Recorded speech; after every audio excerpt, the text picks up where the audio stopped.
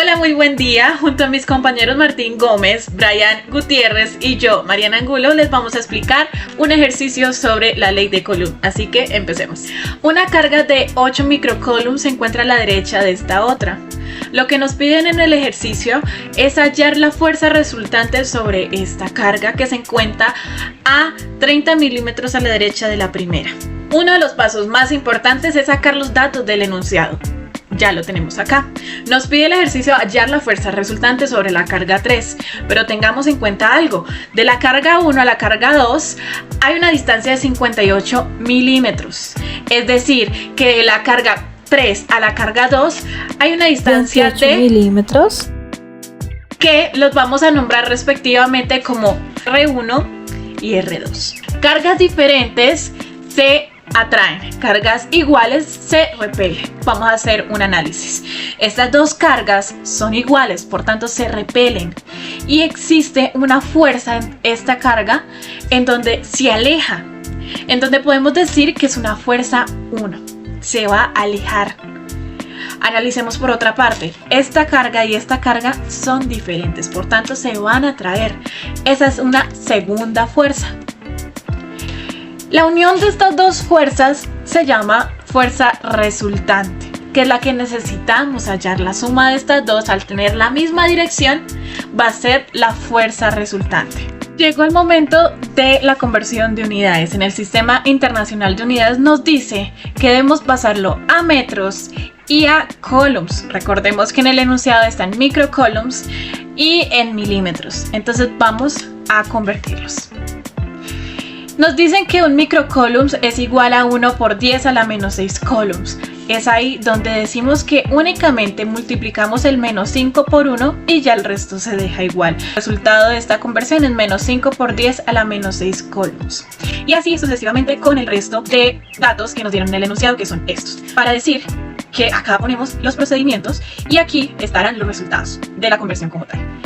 También tenemos que hacer la conversión de milímetros a metros. Estas distancias las tenemos acá en R1 y en R2. Estas dos deben estar en metros. Entonces nos dicen que un milímetro es igual a 1 por 10 a la menos 3 metros. En este caso, el primer ejemplo sería con R1, que sería 30 milímetros. Hacemos la multiplicación de 30 por 1 y el resto se deja igual. Por tanto, el resultado sería 30 por 10 a la menos 3 metros. Y pues hacemos lo mismo con R2, 28 que sería, multiplicamos 29 por 1, dejamos el resto igual, 28. Y queda 10 a la menos 3 metros. Y estas serían las distancias ya convertidas con el Sistema Internacional de Unidades. La ley de Coulomb nos quiere decir que la fuerza electrostática entre dos magnitudes en el espacio es igual a la constante K, que tiene un valor de 9 por 10 a las 9 newtons metros al cuadrado sobre coulombs al cuadrado por la magnitud de la magnitud número 1, que a su vez está multiplicado por la magnitud número 2. Todo esto sobre la distancia entre estas dos magnitudes al cuadrado. Pero vamos a fijarnos en algo muy importante de este ejercicio, de esta fórmula, y es que los valores de las magnitudes tienen que estar en valor absoluto. ¿Qué quiere decir en valor absoluto? Cuando sacamos el valor absoluto de una magnitud, quiere decir que va a ser la misma magnitud, solo que su signo va a ser positivo. Vamos a ver un ejemplo. La primera magnitud nos decía que tenía un valor de menos 5 por 10 a la menos 6 coulombs, y su valor absoluto ahora es 5 por 10 a la menos 6 coulombs. ¿Listo? Entonces ahora se hace la conversión entre las dos distancias, como ya les había explicado, y estas son 30 milímetros es igual a 30 por 10 a la menos 3 metros, y ahora 28 por 10 a la menos 3 metros. ¿Listo? Ahora vamos a hacer unas pequeñas modificaciones en la fórmula. ¿Por qué? Porque debemos hallar primero la fuerza electrostática número 1, que se hace entre la magnitud número 1 y la magnitud de la fuerza número 3.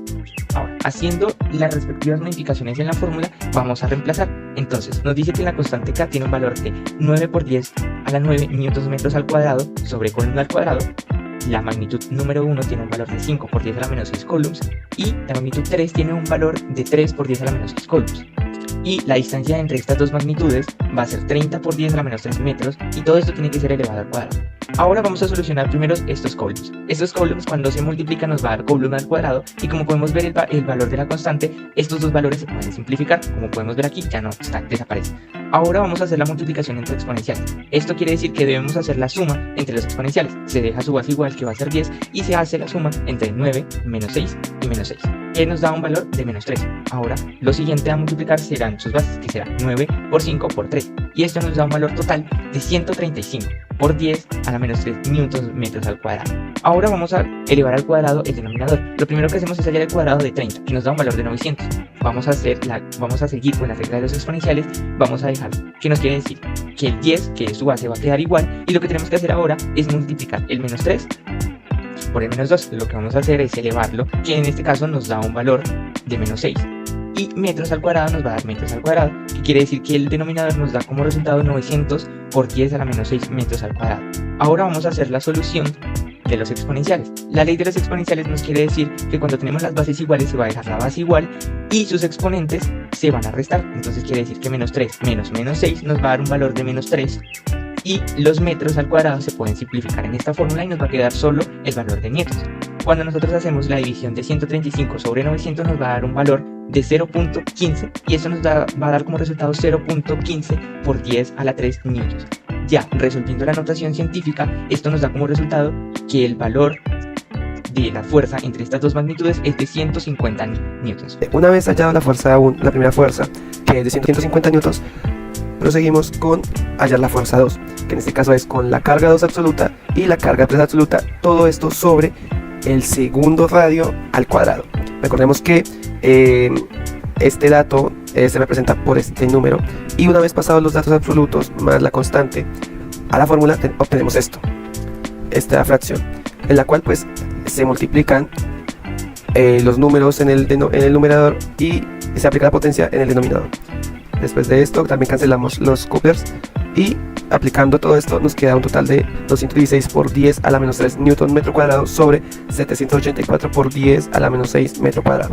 Se cancelan los metros cuadrados y solo quedarían newtons. Aquí pasa algo curioso, y es que se aplica una propiedad de potencia, que es que cuando las potencias están en una fracción, estas se restan, haciendo que quede este valor de acá.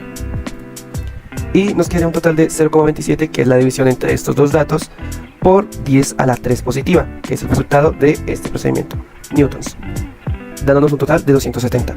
Para hallar la fuerza resultante se tiene que hacer la sumatoria de la fuerza 1 con la fuerza 2, que en este caso la fuerza 1 es de 150 newtons más 270 newtons, por lo cual daría 420 newtons como fuerza resultante. Con esto se concluye el ejercicio y determinamos cuál fue la fuerza total y la fuerza de cómo las cargas se repelaban y de cómo las cargas se atraían. Muchas gracias.